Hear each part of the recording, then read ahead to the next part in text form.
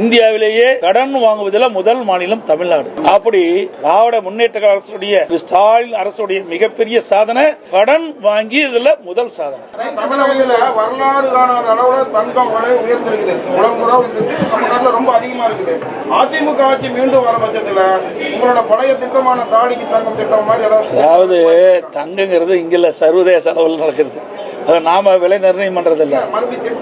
திட்டம் அந்த காலகட்டத்தில் அதிமுக ஆட்சி கொடுக்கப்பட்ட வாக்கு அடிப்படையில் தாலிக்கு தங்கம் வழங்குகின்ற திட்டம் தொடரும் ஏற்கனவே சொல்லிட்டது. ரயில் கட்டணம் உயர்ந்துன்னு அறிவிச்சிருக்கிறாங்க.